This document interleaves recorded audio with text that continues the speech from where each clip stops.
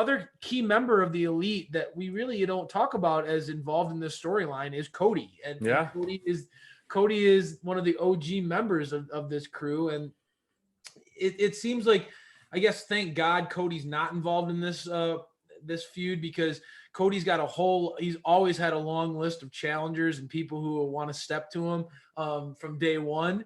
And that's no different now going into 2021. I mean, Cody has so many pots on the stove, as I continue to say. He just has many things going on. And tonight was another example where, that all that stuff going on in his in his periphery came back to haunt him.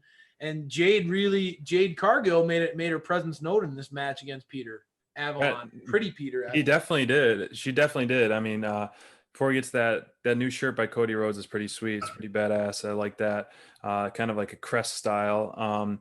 What really caught my ear was when they said that Cody's gained 19 pounds of muscle in the first 3 weeks of this year, which is pretty much physically impossible. So I don't know where they're getting their fact checks. And so as a guy who works out pretty frequently, I don't think it'd be. You're checking that, huh?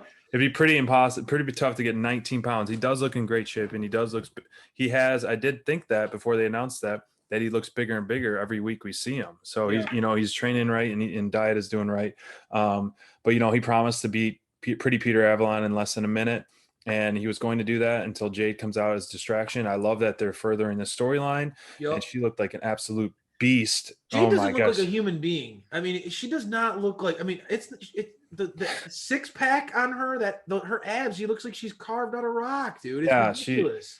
I really hope that she has to be in great hands with training and wrestling and coaches with the Rhodes family and everyone at the Nightmare Academy. I'm sure she's just getting some nice reps in, but I can't wait for her to get in the ring and see what kind of tear she goes on, and maybe she'll win that women's tournament. I don't know. The women's division is looking up. We'll talk about it later on in more depth, but for a division that was really hurt badly with the COVID, it's really starting to make a turn for that. But we'll get to that later. But this match itself, I tweeted it out on our social that Cody can have a good match with anybody, but this match went a little bit too long. It went a little bit too long for me, even though there was a commercial. I'm all for uplifting new talent and all that, but I don't think this was the time or the place for the Pretty Peter Avalon match. What I did think was hilarious, though, was the finish. Yeah, they executed that really well. I thought, they really he's really lived up to his being Pretty Peter Avalon and dark and different, all these segments. And the fact that he tapped out because he didn't want to get slapped in the face was, that's purely original. Great storytelling, great character work. I think that was hilarious. Yes. Great character work. So I thought that part was great, but it's really, really unfortunate. But a Cody Rhodes match is getting a delete out of me, and that I thought I'd never see the day, and unfortunately it is. What about you? Yeah. This is a delete for me too. I felt like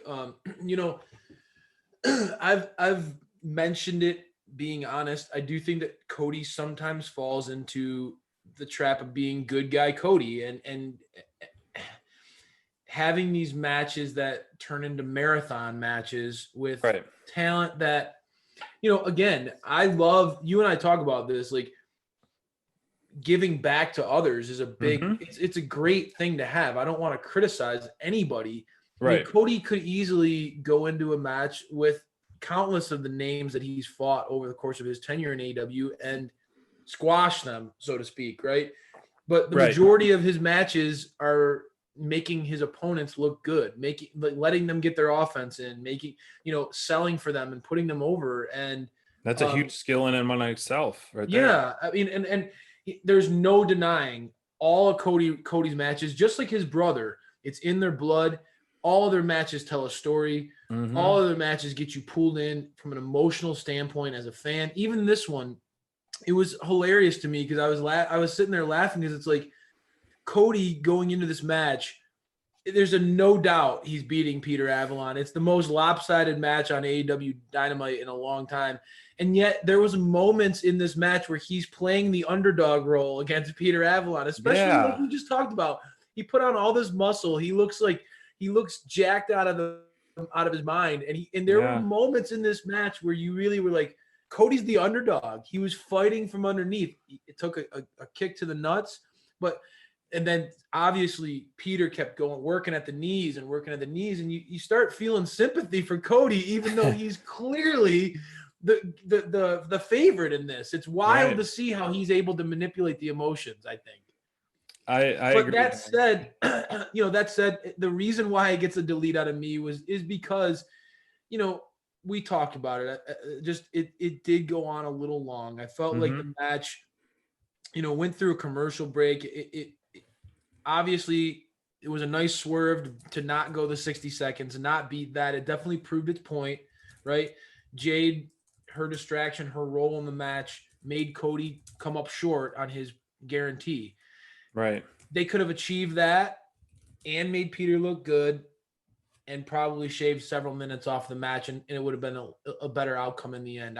I felt like it was spread too thin. Right.